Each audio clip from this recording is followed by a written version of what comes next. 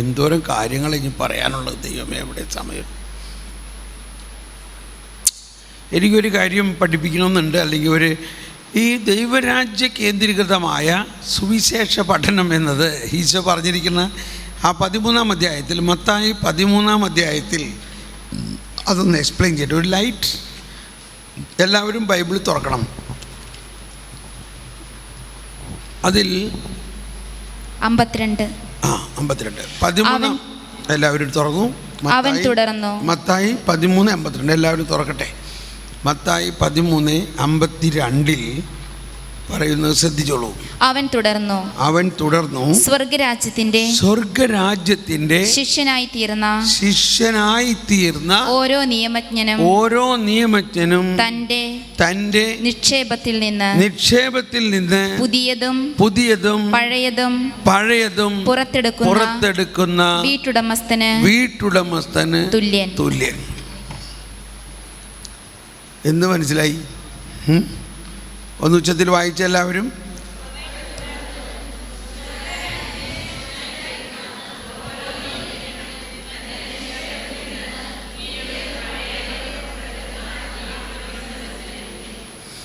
ഇപ്പം നമ്മൾ രാവിലെ ചില നിയമജ്ഞരെ കുറിച്ച് പറഞ്ഞില്ലേ? They have broaden their phylacteries. അവരവരുടെ നെറ്റിപ്പട്ടങ്ങൾക്ക് വീതി കൂട്ടിയും തൊങ്ങലുകൾക്ക് നീളം കൂട്ടിയും ഇങ്ങനെ നടക്കുകയാണ്. പക്ഷേ ഈ 3 തരത്തിലുള്ള ശിഷ്യന്മാരാണ് അന്നുണ്ടായിരുന്നത്. 3.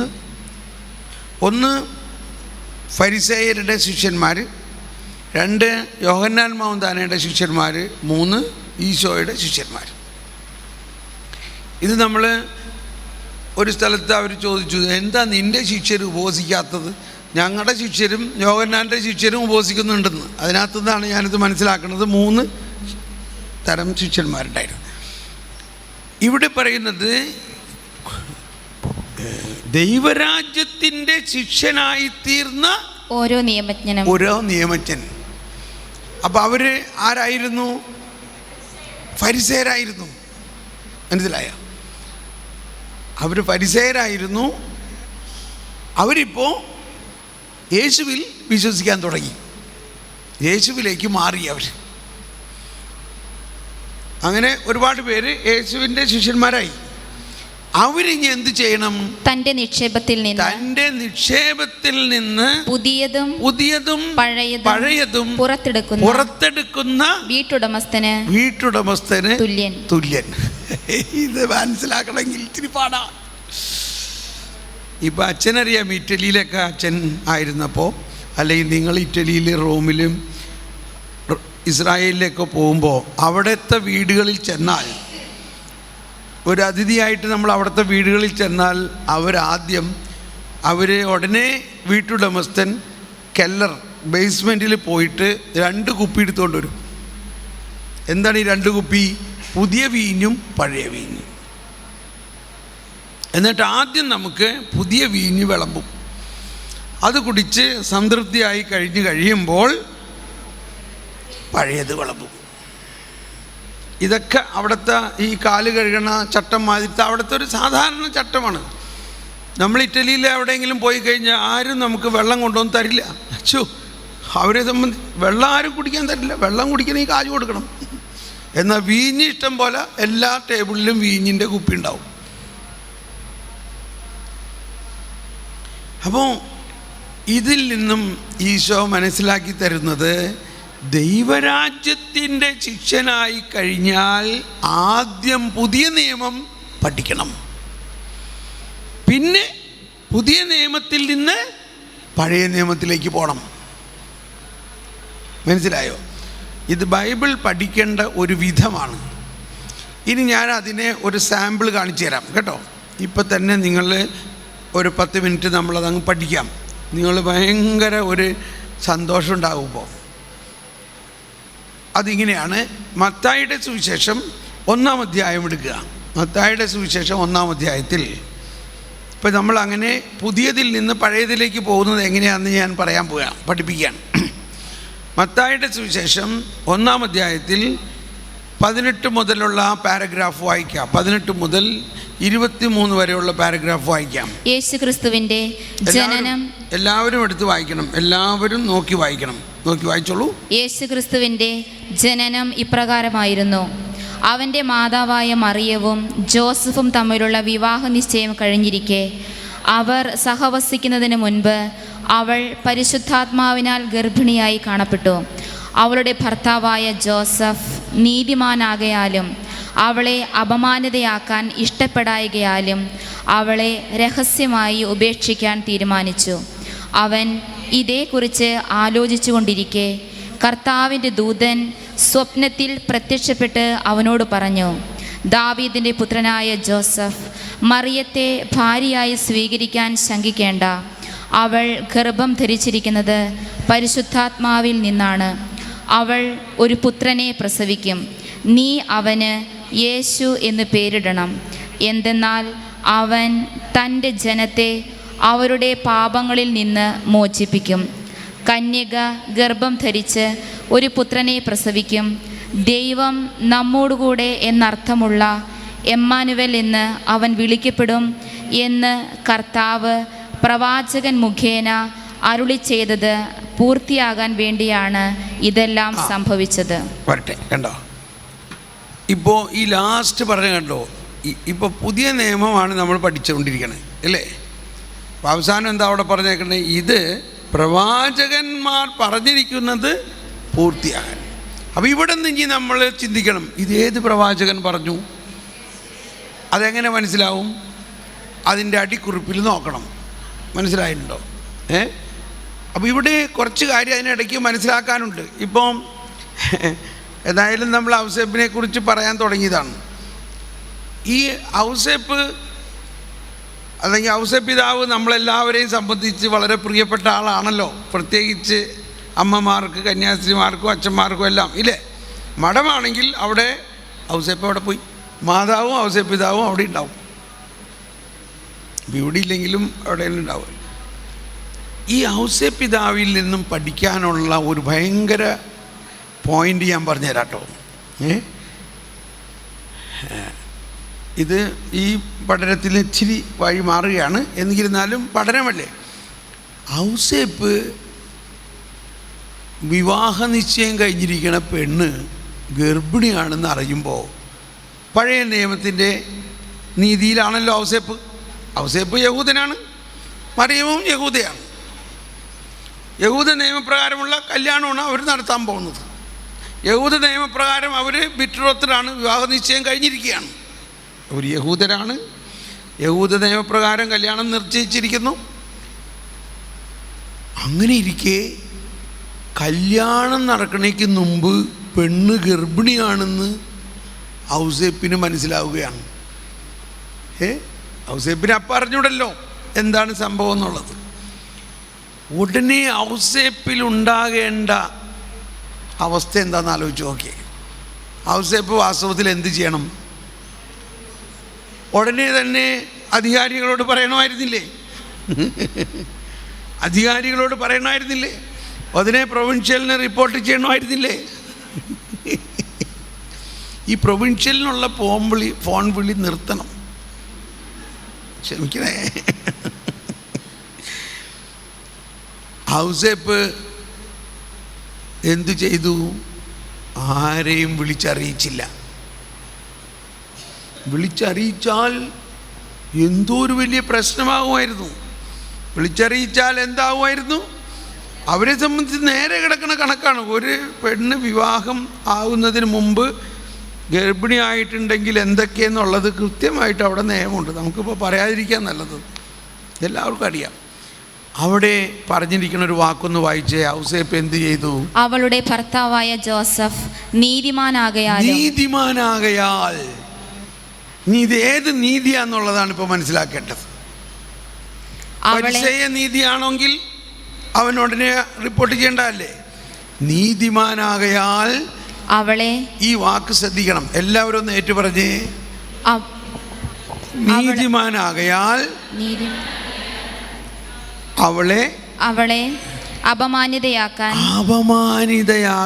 ഇഷ്ടപ്പെടായികയാൽ അവളെ രഹസ്യമായി ഉപേക്ഷിക്കാൻ തീരുമാനിച്ചു. എൻ്റെ പ്രിയപ്പെട്ട സിസ്റ്റർമാരെ, അച്ഛന്മാരെ, ഈ വാക്ക് എന്നെ വളരെയധികം സ്പർശിച്ചു. ഇതെന്നെ എൻ്റെ അകത്തിങ്ങനെ പലപ്പോഴും മുഴകിക്കൊണ്ടിരിക്കുകയാണ്. ആരെങ്കിലും ഒരു തെറ്റ് ചെയ്യണ കണ്ടാൽ നമ്മൾ ഉടനെ അത് റിപ്പോർട്ട് ചെയ്ത് അവരെ അപമാനിതയാക്കാൻ ഒരിക്കലും ചെയ്യരുത്. ആ വാക്ക് നോക്കിയേ, ഒന്ന് വായിച്ചെല്ലാവരും. അവളുടെ ഭർത്താവായ ജോസഫ് നീതിമാനാകയാൽ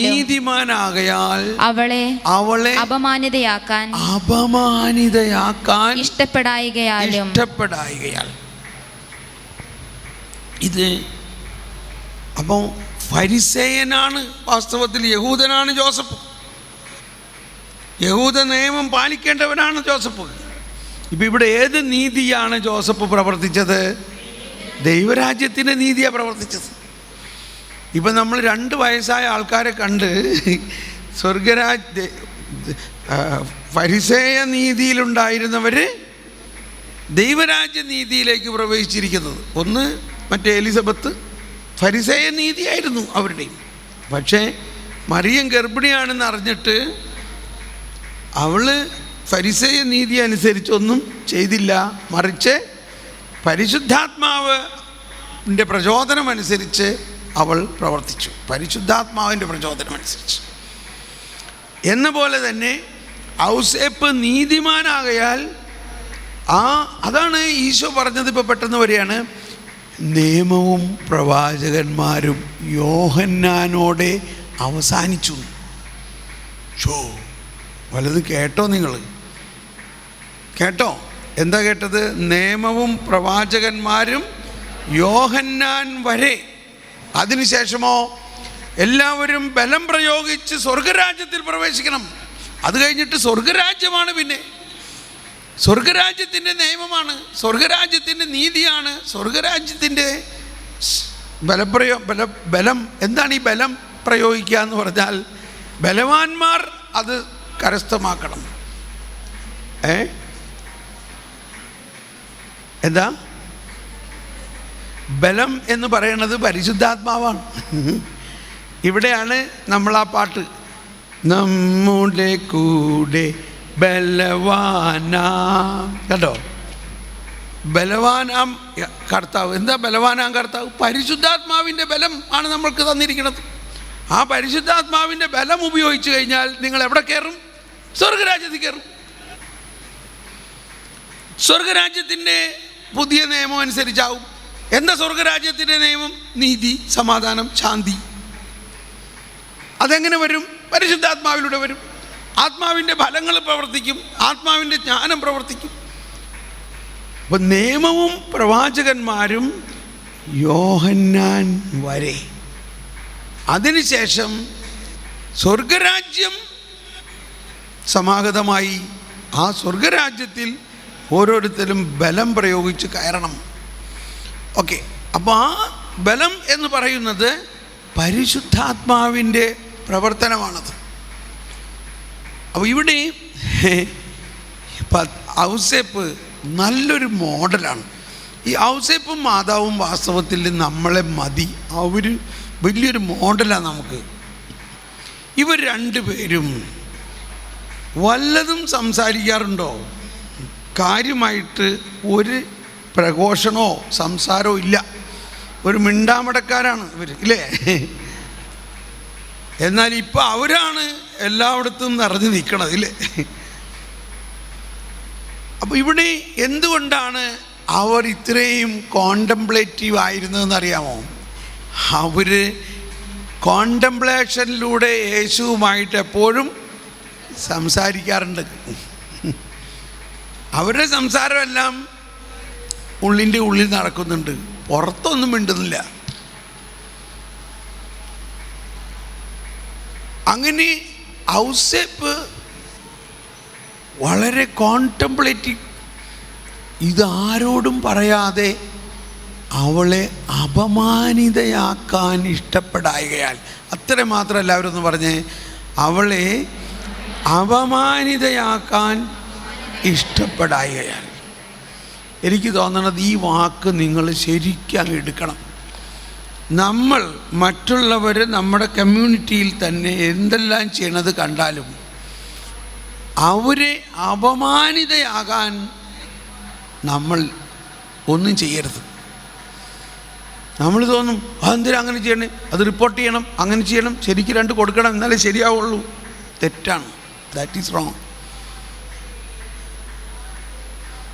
അതാണ് ഈശോ മറ്റൊരു സ്ഥലത്ത് പറഞ്ഞത്, ദുഷ്ടനെ എതിർക്കരുത്. ദുഷ്ടനെ എതിർത്താൽ പന്തടിക്കണ മാതിരി ദുഷ്ടത പൊങ്ങുള്ളൂ. ദുഷ്ടനെ എതിർക്കരുത് എന്ന് പറഞ്ഞതിൻ്റെ അർത്ഥം എന്താ? അതാണ് മഹാത്മാഗാന്ധിയെ അല്ലെങ്കിൽ MK ഗാന്ധിയെ മഹാത്മാവാക്കിയത് ഈ സുവിശേഷ ഭാഗമാണ്.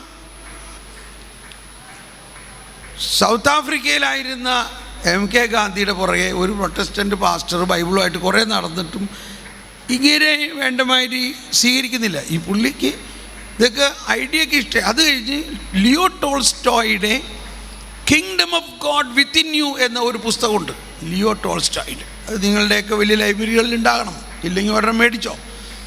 Leo Tolstoy kingdom of God is within you.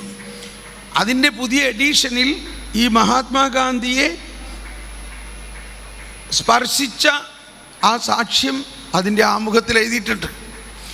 ഈ പുസ്തകം മഹാത്മാഗാന്ധിയുടെ അടുത്ത് കിട്ടിയപ്പോൾ അല്ലെങ്കിൽ MK ഗാന്ധിയുടെ അടുത്ത് കിട്ടിയപ്പോൾ അതിൽ ലിയോ ടോൾസ്റ്റോയ് പറഞ്ഞിരിക്കുന്ന സിദ്ധാന്തം ഇതാണ്, റെസിസ്റ്റ് നോട്ട് ഈവിൾ. അതാണ് കിങ്ഡം ഓഫ് ഗോഡ്. ദൈവരാജ്യം നമ്മളിൽ ഉണ്ടെങ്കിൽ റെസിസ്റ്റ് നോട്ട് ഈവിൾ. നമുക്ക് തിന്മയെ റെസിസ്റ്റ് ചെയ്യാൻ പറ്റില്ല. റെസിസ്റ്റ് നോട്ട് ഈവിൾ, തിന്മയെ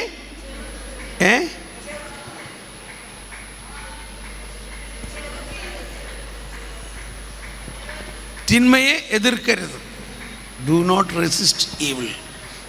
എന്താ പറഞ്ഞ്? ചെറുത്ത് നിൽക്കരുത്. ഓക്കെ.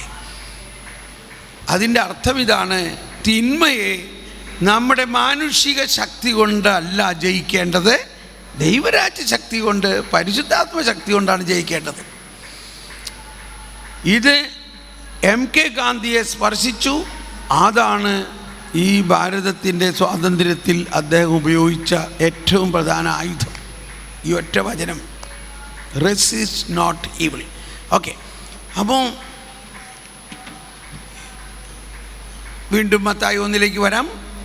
അവിടെ ഔസേപ്പ് നീതിമാനാകയാൽ അവളെ അപമാനിതയാകാൻ ഇഷ്ടപ്പെടായികയാൽ. ഇതൊരു പ്രിൻസിപ്പിളായിട്ട് എടുക്കുക. നമ്മുടെ ആരായാലും ഒരാളെയും അപമാനിതരാകാൻ നമ്മൾ ഒന്നും ചെയ്യരുത്. അവർ ചെയ്യണത് എത്ര വലിയ അനീതി ആയാലും പ്രാർത്ഥിക്കുക അവർക്ക് വേണ്ടി. ഓക്കെ.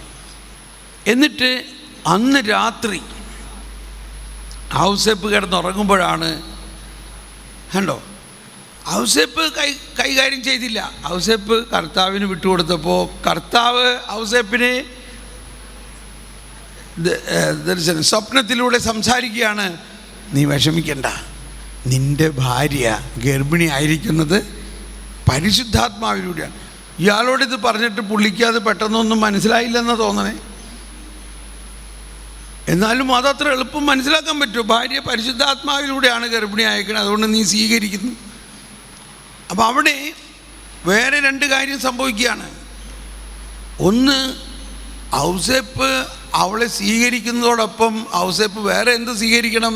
ഈ കൊച്ചിൻ്റെ അപ്പനാണെന്നുള്ളത് സ്വീകരിക്കണം.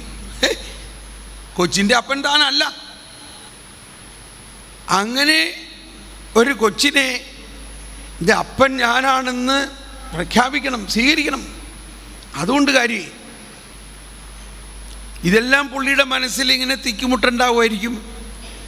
അപ്പോൾ മാലാഖ 2ാമത് ഒരു നമ്പർ എടുക്കുകയാണ്. പരിശുദ്ധാത്മാവിലൂടെയാണ് ഗർഭിണിയായിരിക്കണം എന്നൊക്കെ പറഞ്ഞിട്ടും സ്വപ്നത്തിൽ തന്നെയാണ് ആള്, പ്രത്യേകിച്ച് എടുത്ത് ചാടണമൊന്നുമില്ല.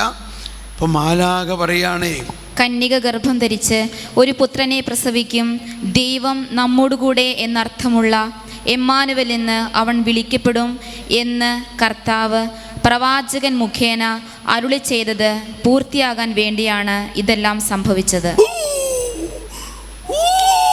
ഇതാണോ യെശയ്യായിൽ പറഞ്ഞിരിക്കുന്നത്?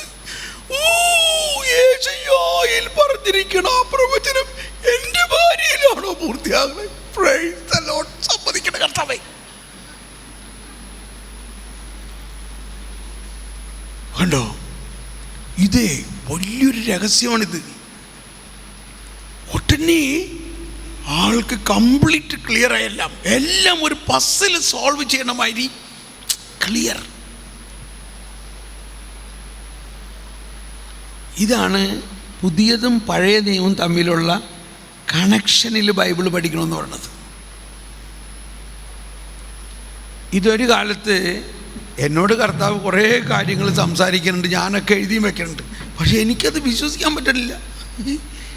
ചില കാര്യങ്ങൾ കർത്താവ് പറയാണ്, നീ ഇന്നത് ചെയ്യും, ഇങ്ങനെ നടക്കും. എൻ്റെ കർത്താവെ, ഞാനോ? എനിക്കതങ്ങ് വിശ്വസിക്കാൻ പറ്റണില്ല. പക്ഷെ ഞാൻ എഴുതി വച്ചിട്ടുണ്ട്. അങ്ങനെ ഇരിക്കെ ഞാനിങ്ങനെ പ്രാർത്ഥിക്കാൻ തുടങ്ങി, വിശ്വാസം വർദ്ധിക്കാൻ. അപ്പോഴെനിക്ക് മാതാവ് എന്നോട് ഇങ്ങനെ സംസാരിക്കണമായിട്ട് തോന്നി. മാതാവ് എന്നോട് ഇങ്ങനെ പറയാണ്, ഞാൻ വിശ്വസിച്ച പോലെ നീ വിശ്വസിക്കണം. എന്താണ് ഞാൻ വിശ്വസിച്ചതെന്ന് പറയുന്നത്? കർത്താവ് അരുളി ചെയ്ത കാര്യങ്ങൾ സംഭവിക്കുമെന്ന് വിശ്വസിക്കണം. അപ്പോൾ കർത്താവ് അരുളി ചെയ്ത കാര്യങ്ങൾ സംഭവിക്കുമെന്ന് അങ്ങനെ ഇരിക്കുമ്പോഴാണ് എനിക്ക് ഈ ആശയം കിട്ടിയത്. കർത്താവ് അരുളി ചെയ്ത കാര്യങ്ങളെല്ലാം എവിടെ സംഭവിച്ചു കഴിഞ്ഞിരിക്കുന്നു? പുതിയ നിയമത്തിൽ സംഭവിച്ചു കഴിഞ്ഞിരിക്കുന്നു. അങ്ങനെ ഞാൻ ഇങ്ങനെ ഒരു പഠന പദ്ധതി ഉണ്ടാക്കി. ഈ പുതിയ നിയമത്തിലെ ഓരോ പാരഗ്രാഫുകളും വായിക്കുമ്പോൾ മിക്കവാറും എല്ലാ ചാപ്റ്ററുകളിലും ഉണ്ട്, ഇത് പ്രവാചകൻ പറഞ്ഞത് പൂർത്തിയാകാൻ വേണ്ടിയാണ്. ഇപ്പോൾ നമ്മൾ ഈ വലിയ ആഴ്ചയിൽ, ദുഃഖവെള്ളി ആഴ്ചയും അല്ലെങ്കിൽ യോഹന്നാൻ്റെ ആ പീഠാനുഭവ ചരിത്രം വായിച്ചപ്പോൾ എത്ര സ്ഥലത്താണ് പറഞ്ഞേക്കണേ ഇല്ലേ? അവൻ്റെ ആ വസ്ത്രത്തിന് അവർ ചിട്ടയിട്ടു, ഇത് എഴുതപ്പെട്ടത് പൂർത്തിയാക്കാൻ വേണ്ടി. അവരുടെ കൈകാലുകൾ എല്ലാം അത് പൂർത്തിയാകാൻ വേണ്ടിയാണ് ഈശോ. അപ്പോൾ വചനം മാംസമായി എന്ന് പറയുന്നത് ഈശോയുടെ മനുഷ്യാവതാരം മാത്രമല്ല, ഈശോയുടെ ജീവിതത്തിലെ ഓരോ അവസ്ഥയിലും, ഈ പഴയ നിയമത്തിലും സങ്കീർത്തനത്തിലും എല്ലാം ഉള്ള വചനങ്ങൾ ഇങ്ങനെ പൂർത്തിയായിക്കൊണ്ടിരിക്കുകയാണ്. ഈശോ അതിങ്ങനെ നോക്കിക്കൊണ്ടിരിക്കുകയാണ്. കുരിശ് കൊണ്ടുവരുന്നുണ്ട്. ഓക്കെ. അപ്പോൾ അത് ഇനി കൈകാലടിക്കുന്നുള്ളത് ആ 22-ാം സങ്കീർത്തനം പൂർത്തിയാകാൻ വേണ്ടിയാണ്. ശരി, വരുന്നുണ്ട്. അപ്പോഴേക്കും വസ്ത്രമൊക്കെ ഉരിഞ്ഞു മാറ്റി അത് എടുത്തു. അവർ കീറിയില്ല. അവരെൻ്റെ വസ്ത്രത്തിന്. അപ്പോൾ ഈശോ ഇതാണ് നോക്കിക്കൊണ്ടിരിക്കുന്നത്. നമ്മളെന്താ വിചാരിച്ചേക്കണത്? ഓരോന്നും സംഭവിക്കണത് ഇങ്ങനെ നോക്കിക്കൊണ്ടിരിക്കുകയാണ്. ആ രീതിയിൽ. അപ്പോൾ കമ്മിങ് ടു ദ പോയിന്റ്, യെശയ്യായിൽ പറഞ്ഞിരിക്കണം അത് പൂർത്തിയാകാൻ വേണ്ടിയാണെന്ന് പറഞ്ഞതോടെ എനിക്ക് തോന്നണത് ഔസേപ്പ് ചാടി എഴുന്നേറ്റ് യെശയ്യാ എടുത്ത് ഒന്നും കൂടി വായിച്ചപ്പോൾ എന്തായിരിക്കാം ഔസേപ്പിൻ്റെ ഫീലിംഗ്? ആ വചനം എൻ്റെ ഭാര്യയിൽ പൂർത്തിയാകും. ഈ വചനം എന്ന് എഴുതിയിരിക്കുന്നതാ? യേശുവിന് 725 വർഷം മുമ്പ് എഴുതിയിരിക്കുന്നതാണ്. യെശയ്യാ ജീവിച്ചിരുന്നത് 725 മുതൽ 750 അല്ലെങ്കിൽ 700 മുതൽ 700 അല്ലെങ്കിൽ 750 മുതൽ 700 വരെയുള്ള വർഷങ്ങൾ ജീവിച്ച യെശയ്യായിലൂടെ എഴുതിയിരിക്കുന്ന വചനം പൂർത്തി. അപ്പോൾ ഇനി പഠനത്തിൻ്റെ സ്റ്റേജിൽ നമ്മൾ എന്ത് ചെയ്യണം? ഇവിടെ നിർത്തിയിട്ട് യെശയ്യായുടെ പുസ്തകം തുറക്കണം. യെശയ്യായുടെ പുസ്തകം തുറന്ന് ആദ്യം യെശയ്യാ ഏത് കാലത്ത് ജീവിച്ചു എന്ന് മനസ്സിലാക്കണം. പഠിക്കാൻ വേണ്ടി ഒരു മുറ പറയാണ്. ഇത് നിങ്ങളുടെ ജൂനിയേഴ്സിനെയും നൊവിഷ്യേറ്റിലൊക്കെ ഉള്ളവരെ ഇങ്ങനെ പഠിപ്പിക്കണം. യെശയ്യാ ഏത് കാലത്ത് ജീവിച്ചു?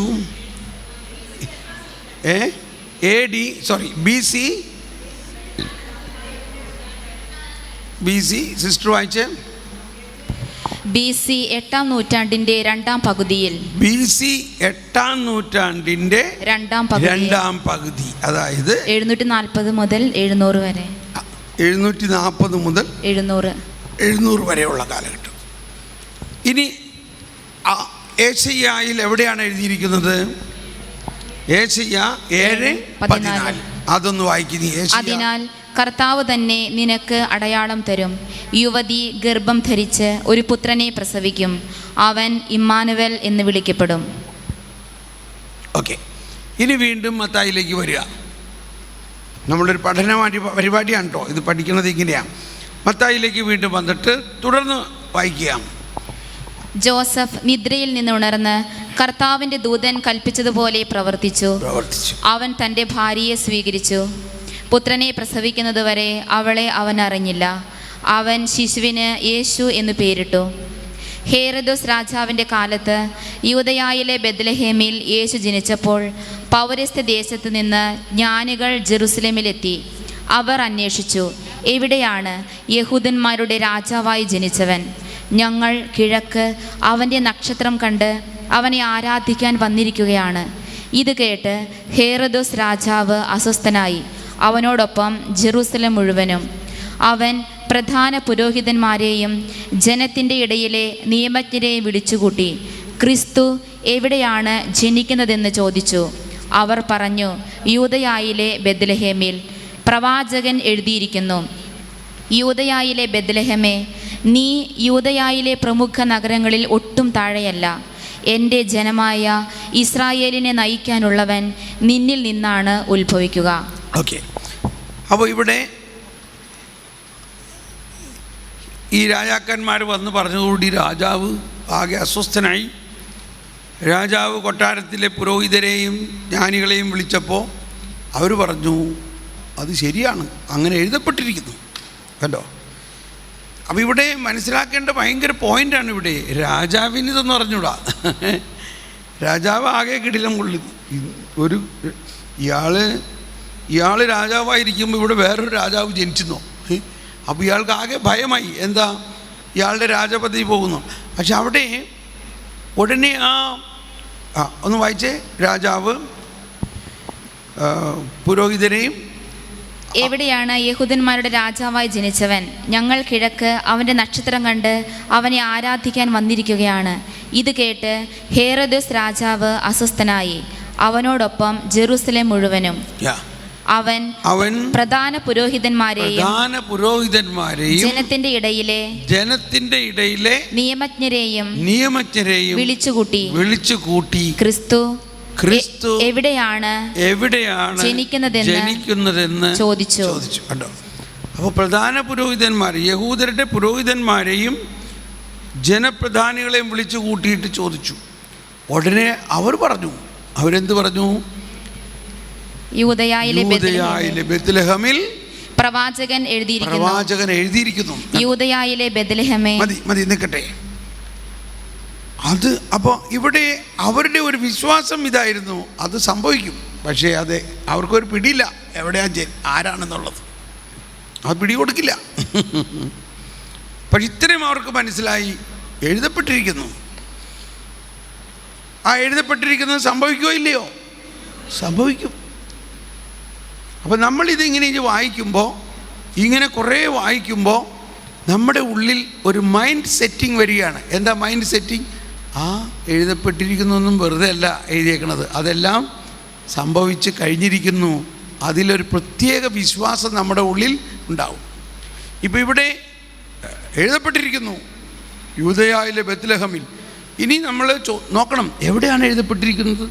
അപ്പോൾ അതിൻ്റെ അടിക്കുറിപ്പ് നോക്കി, എന്താണ് എഴുതപ്പെട്ടിരിക്കുന്നത്? എന്താ അടിക്കുറിപ്പിൽ എഴുതിയിരിക്കണേ? മിക്ക പ്രവാചകന്റെ പുസ്തകത്തിൽ 2-ാം അധ്യായത്തിൽ 5:1. ഓക്കെ, 5:2. ഇനി പഠനത്തിൻ്റെ മുറയനുസരിച്ച് മിക്ക പ്രവാചകന്റെ പുസ്തകത്തിലേക്ക് പോകണം. ഇവിടെ മത്തായിയിൽ അവിടെ ഒരു കടലാസ് വെച്ചിട്ട് മിക്ക പ്രവാചകന്റെ പുസ്തകത്തിൽ പോയിട്ട് ആദ്യം ആമുഖം നോക്കൂ. മിക്ക പ്രവാചകൻ ഏത് കാലഘട്ടത്തിൽ ജീവിച്ച പ്രവാചകനാണെന്ന് നോക്കാം. അറ്റ്ലീസ്റ്റ് മിക്ക ഏശയ്യായുടെ സമകാലികനായിരുന്നു. BC 750-നും 687-നും ഇടയ്ക്ക്. അപ്പോൾ ആ ഒരു ചരിത്രം നമുക്ക് മനസ്സിലായി, ഹിസ്റ്റോറിക്കൽ ഇത്. ഇനി എന്താണ് മിക്ക പറയുന്നത്?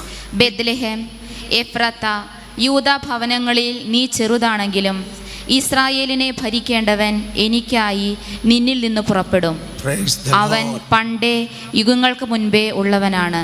Praise the Lord. കണ്ടോ, ഇതൊക്കെ വായിക്കുമ്പോൾ നമ്മുടെ അകത്ത് എന്തോ പ്രകാശം വരണമാതിരി തോന്നുന്നുണ്ടോ ഇല്ലയോ? ഇല്ലേ? ഇനി വീണ്ടും നമുക്ക് മത്തായിലേക്ക് വരാം. ഇപ്പം നമ്മൾ എത്രാമത്തെ വചനത്തിലാണ് നിൽക്കണേ? 6-7 അല്ലേ? 2-ാം അധ്യായം മത്തായി 2:6-7. ഇനി തുറന്ന് വായിച്ചോളൂ, നമ്മൾ ഏതായാലും പഠിക്കാല്ലേ. അപ്പോൾ ഹേരോദോസ് മത്തായി തുറന്ന് വായിച്ചോ. ആ ജ്ഞാനികളെ രഹസ്യമായി വിളിച്ച് നക്ഷത്രം പ്രത്യക്ഷപ്പെട്ടത് എപ്പോഴാണെന്ന് സൂക്ഷ്മമായി ആകാംക്ഷയോടെ അന്വേഷിച്ചറിഞ്ഞു. അവൻ അവരെ ബെത്ലഹേമിലേക്ക് അയച്ചുകൊണ്ട് പറഞ്ഞു, പോയി ശിശുവിനെ പറ്റി സൂക്ഷ്മമായി അന്വേഷിക്കുക. അവനെ കണ്ടു കഴിയുമ്പോൾ ഞാനും ചെന്ന് ആരാധിക്കേണ്ടതിന് എന്നെയും അറിയിക്കുക. രാജാവ് പറഞ്ഞത് കേട്ട് അവർ പുറപ്പെട്ടു. കിഴക്ക് കണ്ട നക്ഷത്രം അവർക്ക് മുൻപേ നീങ്ങിക്കൊണ്ടിരുന്നു.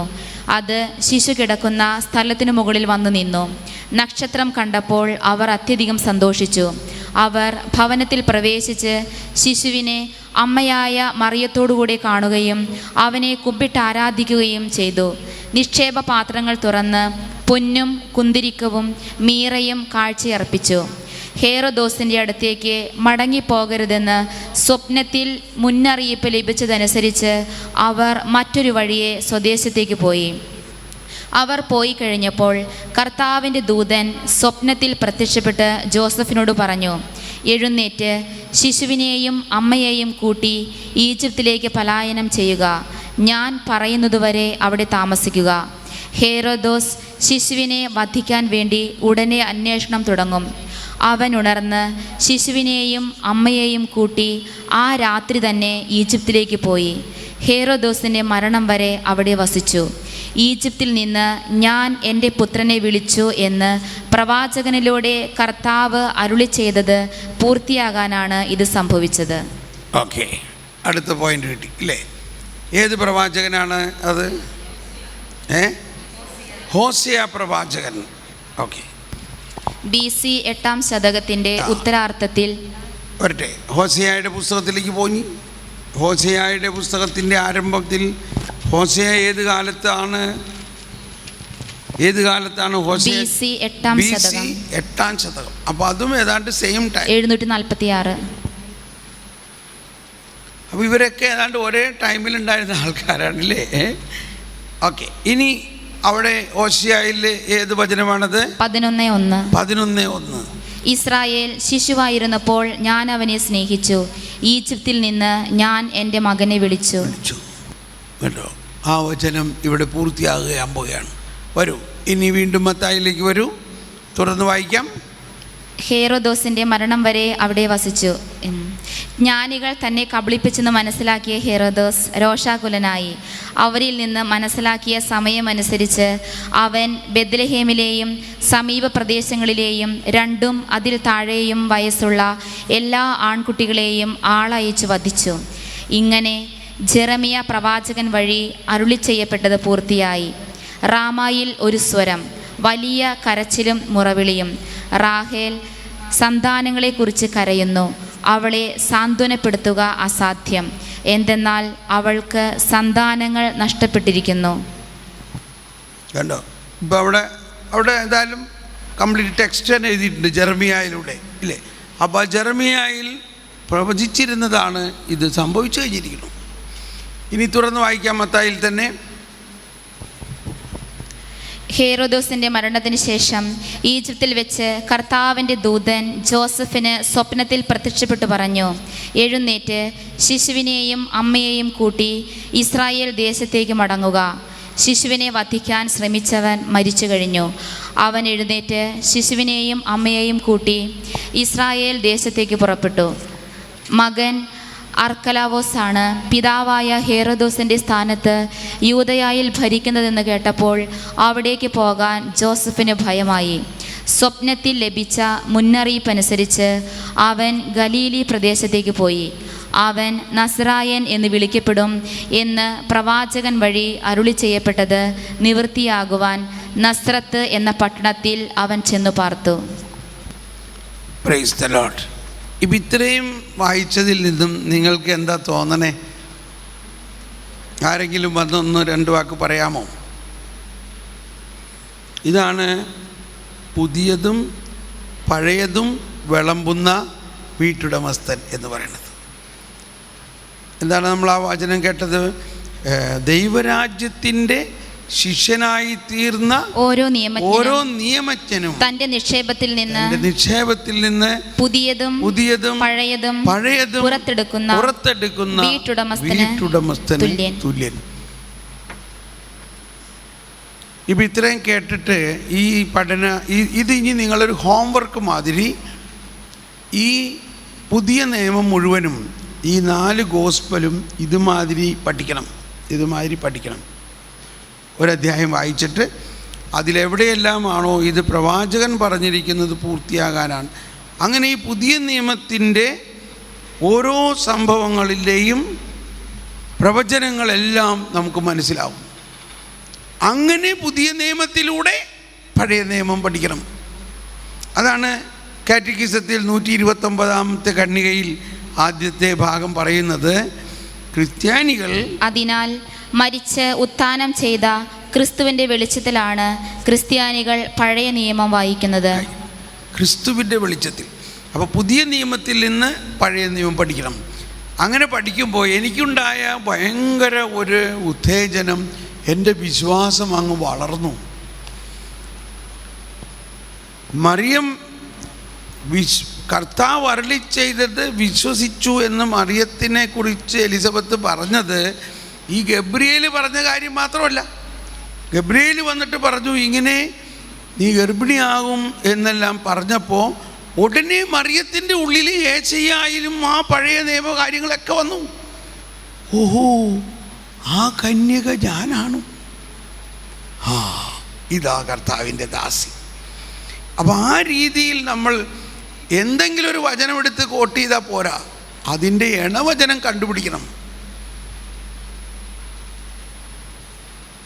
ഞാനിത് ജർമ്മനിയിൽ നമുക്കൊരു ബൈബിൾ സ്കൂളുണ്ട്, ഫെയ്ത്ത് സ്കൂൾ എന്നാണ് പറയണത്. ബൈബിൾ സ്കൂൾ എന്ന് പറഞ്ഞാൽ പ്രശ്നമാവും. നിനക്ക് ബൈബിൾ പഠിപ്പിക്കാൻ എന്താ അതോറിറ്റി എന്നൊക്കെ അയാൾ ചോദിച്ചാലോ എന്ന് ചോദിച്ച് ഫെയ്ത്ത് സ്കൂൾ, വിശ്വാസം പഠിപ്പിക്കണം നമ്മൾ. അപ്പോൾ അതിൽ ഇത് ഞാൻ പഠിപ്പിച്ചപ്പോൾ ഒരു പെൺകുട്ടി ഇരുന്ന് കരയണം.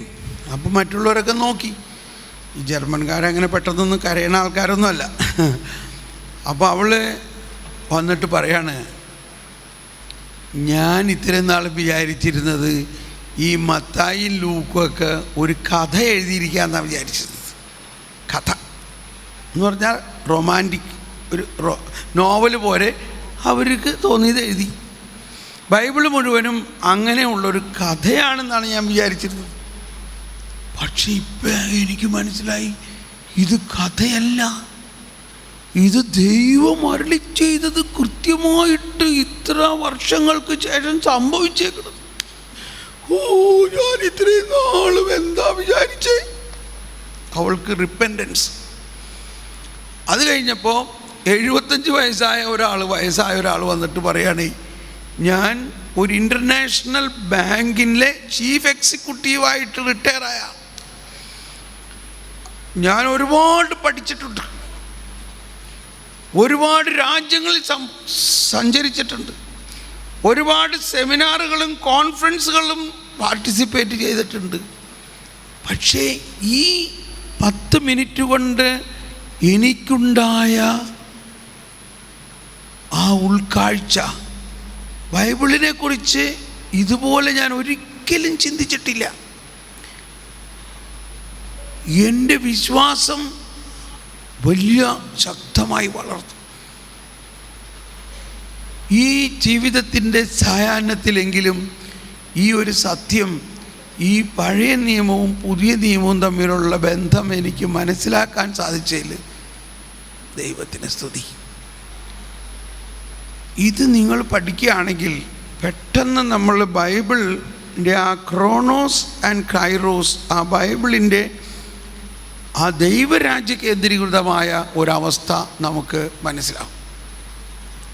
ഇപ്പോൾ ഇതിനെക്കുറിച്ച് നിങ്ങളിൽ ആരെങ്കിലും ഒരാൾ വന്നൊന്ന് പറയാൻ പറ്റുമല്ലോ? എന്താ നിങ്ങൾക്ക് തോന്നണേ ഇതിങ്ങനെ വായിച്ചപ്പോൾ?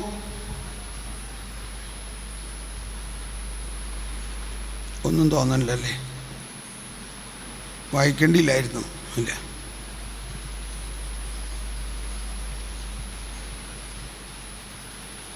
ഈശോമിശിഹായെ സ്തുതിയായിരിക്കട്ടെ. എനിക്ക് ബൈബിൾ പഠിക്കണമെന്ന് ഭയങ്കര ആഗ്രഹമുണ്ടായിരുന്നു. എവിടെയാണ് എങ്ങനെയാണ് തുടങ്ങേണ്ടതെന്നോ എങ്ങനെയാണ് പഠിക്കേണ്ടതെന്നോ എനിക്കിതുവരെ ക്ലിയറായിട്ട് കിട്ടിയില്ലായിരുന്നു. പലപ്പോഴും വചനം പഠിക്കും, പിന്നെയും മടിയാവും. കുറച്ച് ആദ്യം സങ്കീർത്തനം പഠിക്കും, പിന്നെ സുവിശേഷം, യോഹന്നാൻ്റെ സുവിശേഷം തുടങ്ങും, പിന്നെ മത്തായിയുടെ തുടങ്ങും, ഇടയ്ക്ക് വെച്ച് നിന്ന് പോവും. പക്ഷേ ഇപ്പോൾ എന്ത് ക്ലിയറായിട്ട് എങ്ങനെയാണ് പഠിക്കേണ്ടതെന്നുള്ള എപ്പോഴും ഈ താഴത്തെ അടിക്കുറിപ്പൊക്കെ നോക്കി വായിക്കാറുണ്ട്. പക്ഷേ അത്രയും ടച്ചിങ് ആയില്ല. ഇന്ന് ബ്രദർ പറഞ്ഞനുസരിച്ച് നന്നായിട്ടത് മനസ്സിലാക്കാൻ സാധിച്ചു. ഒപ്പം തന്നെ വീണ്ടും അതിൻ്റെ പഴയ നിയമത്തിലേക്ക് ചെല്ലുമ്പോൾ ഇപ്പം പറഞ്ഞ ആ ജർമ്മായ പ്രവാചകൻ്റെ തന്നെ റാഹേലിൻ്റെ കാര്യം ഉൽപ്പത്തി പുസ്തകത്തിൽ കിടപ്പുണ്ട്. അതൊന്നുകൂടെ ക്ലിയറാണ്. വീണ്ടും അവിടുന്ന് തന്നെ വീണ്ടും മത്തായിയുടെ സുവിശേഷം 2:18 വാക്യം അത് ഞാൻ വായിച്ചുകൊണ്ടിരിക്കുകയാണ്. ഒത്തിരി ക്ലിയറായിട്ട് സംശയം മാറ്റത്തക്ക രീതിയിലുള്ള കാര്യങ്ങൾ നന്നായിട്ട് തന്നെ മനസ്സിലാക്കാൻ ബൈബിളിൽ തന്നെ എല്ലാം തന്നെ ഉണ്ട്. ആരോടും ചോദിക്കേണ്ട ആവശ്യമില്ല. പരിശുദ്ധാത്മാവ് നമ്മളെ സഹായിക്കും. എനിക്ക് ഒത്തിരി സന്തോഷമുണ്ട്. ഒത്തിരി നന്ദി. Thank you. Price the Lord. കൈയടിച്ച് കർത്താവിന് നന്ദി പറയാം. ഓക്കെ, നമ്മൾ ഇന്നത്തെ ആരാധന ഭക്ഷണം കഴിഞ്ഞിട്ടായാലോ? ഈശോനെ എഴുന്നള്ളിച്ച് വെച്ച് കുറച്ച് നേരം ആരാധിക്കണത് ഈ ഭക്ഷണം കഴിഞ്ഞിട്ട് നമുക്ക് ആരാധിക്കാം. ഇപ്പോൾ നമുക്ക് ഈ ക്ലാസ് അങ്ങ് നീങ്ങട്ടെ.